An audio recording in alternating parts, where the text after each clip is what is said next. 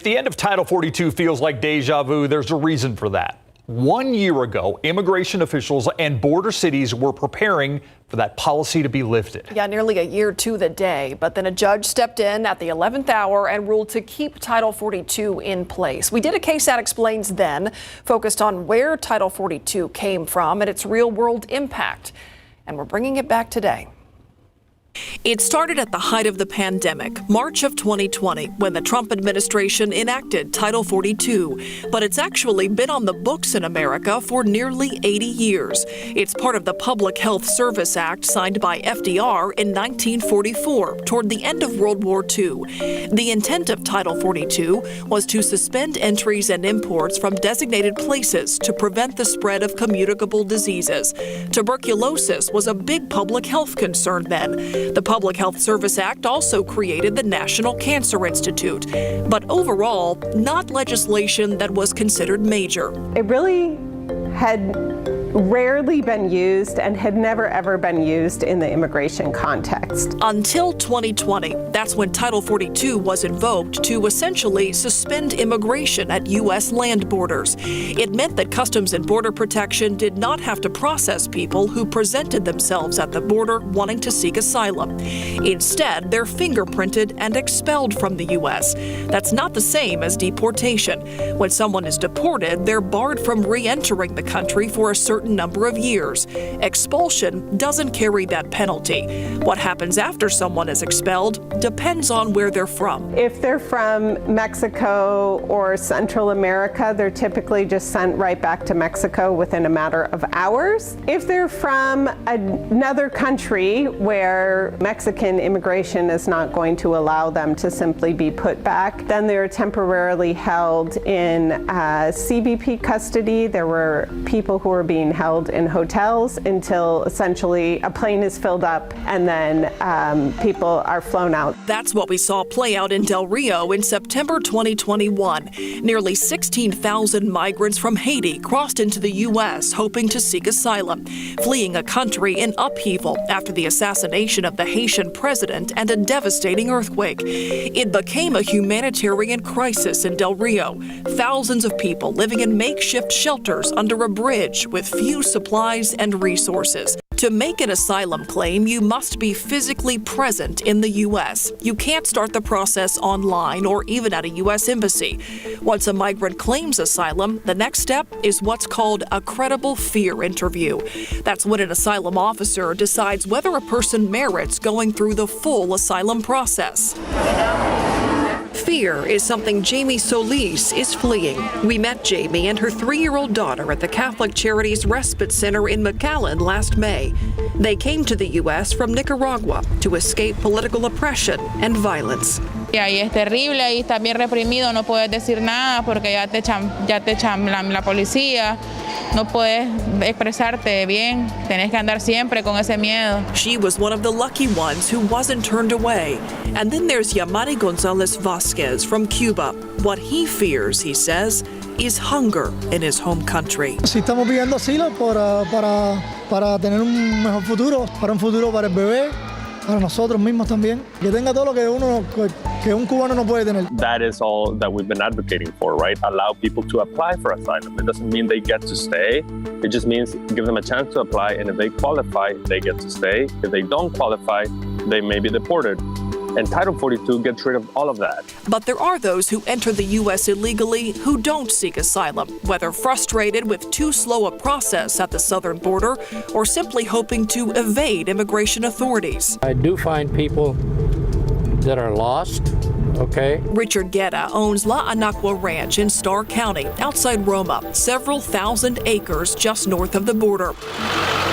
He's seen firsthand what migrants often go through trying to make the dangerous journey into the U.S. They have been abandoned. Whoever brought them across abandoned them.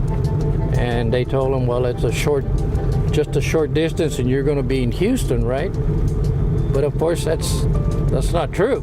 It's so hard to see people enduring things like that, you know. His fences have been damaged by migrants who cross his lands. Even his livelihood, his cattle, have been affected. But a concern that spreads beyond his ranch, he says, is drug smuggling. You know, there's a lot of narcotics coming across. The National Guard is out there to supplement the Border Patrol, and even so, they can't control it. So it's out of hand. By removing Title 42, you're going to add to an existing burden. Yet some argue the anticipated wave of migrants is a problem that U.S. policy created. Because of Title 42, that's the reason why we have the levels and activities that we see right now. The numbers are arguably higher right now precisely because we've been pushing people back for more than 2 years. And again, Title 42 is set to end tomorrow night. We'll continue our coverage on what happens as a result of that. You can find all our KSAT Explains coverage by scanning this QR code. Also look for it on the KSAT YouTube channel. We'll be right back.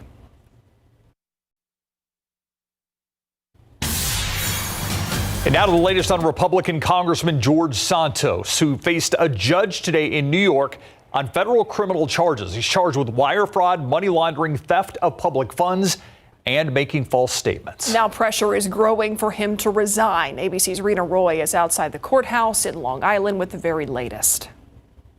Republican Congressman George Santos could face up to 20 years in prison if convicted on federal criminal charges. In a 13-count indictment, prosecutors accusing Santos of engaging in a scheme to defraud his campaign donors, alleging he used thousands of dollars in campaign funds on personal expenses, including luxury designer clothing and credit card payments. Santos facing a judge in a Long Island, New York courtroom on charges of wire fraud, money laundering, theft of public funds, and making false statements to fellow members of the House. Santos has lied about everything from his resume to family background. Santos pleading not guilty, speaking out after his arraignment. I'm going to fight my battle. I'm going to deliver. I'm going to fight the witch hunt. I'm going to take care of clearing my name, and I look forward to doing that. I will not resign. If convicted, Santos could still serve in Congress, though pressure is growing for him to resign. I think he should just do the right thing and put this district out of its misery and move on. At least a dozen House Republicans calling for him to step down or be expelled. Frankly, I would have hoped along the way that Mr. Santos would have done what I believe was the right thing and not force leadership to force his action, but for him to do it on his own. House Speaker Kevin McCarthy expressing concern but not calling for resignation. We'll go through his time of trial. We'll find out how the outcome is. Santos is facing multiple investigations from at least 5 different authorities, including the FBI, which is looking into his alleged role into a fake charity scheme. Rena Roy, ABC News, Central Islip, New York. Around America now, a birth control pill is a big step closer to being sold over the counter. Advisors to the Food and Drug Administration voted Wednesday in support of allowing people to buy the drug named Opill without a prescription. The panelists unanimously agreed that people would be able to use Opill safely and effectively without help from a healthcare worker. Now, the FDA does not have to follow the advisor's recommendation, but it often does. The FDA is expected to make a decision on whether to approve the pill for over-the-counter sales this summer. Social Security payments don't go as far as they used to. In fact, buying power dropped more than a third since 2000. That's according to the Senior Citizens League. To put that in perspective, seniors would need $517 more a month for their benefits to go as far as they did 23 years ago. Social Security provides annual cost of living increases, but it has not kept up with inflation. Benefits have gone up 78% since 2000, but retirees' average expenses have spiked more than 140%. The cost of prescription drugs, heating costs, and eggs have gone up the most. Another look outside with live cam this evening. Not often we get to say every day of the week we're waiting on the rain. Adam? Yeah, but we are waiting on the rain, and I do think the rest of tonight will be dry. Most of tomorrow as well should be generally dry. It's thereafter that we get into the heavier rain. So outside right now, we're 82 degrees, a very humid and sticky 82. By 9 o'clock, 76. Midnight, We're at 73, and tomorrow morning around sunrise, 71 degrees. Notice that 10% chance tomorrow morning. That's for a sprinkle or two. Generally dry during the day tomorrow. We'll talk about that next batch of heavy rain in just a bit.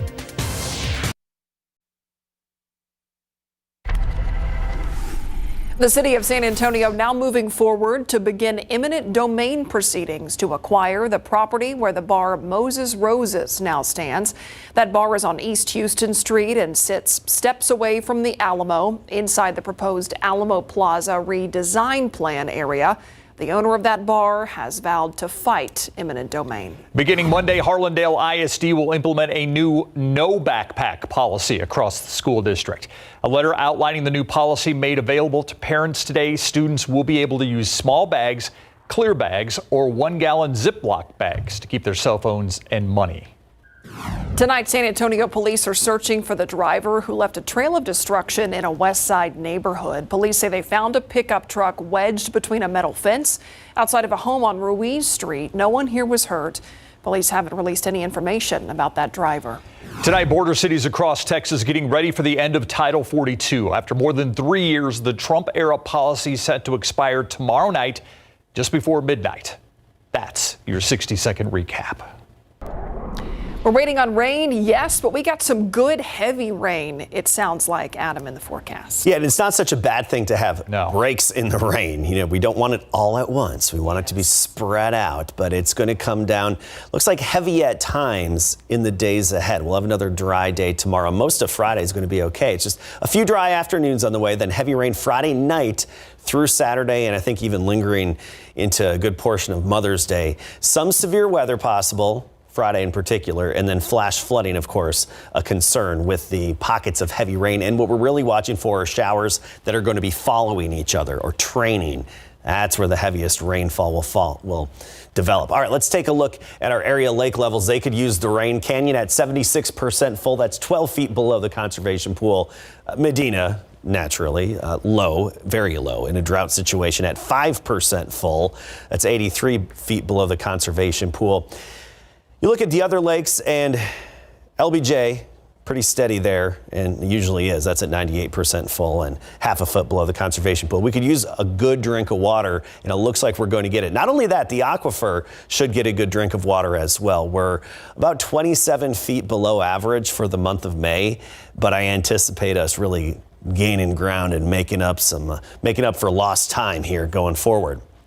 Notice this counterclockwise swirl in East Texas. That's an upper level low that helped bring us our recent rainfall and storms. And another upper level swirl over the Four Corners.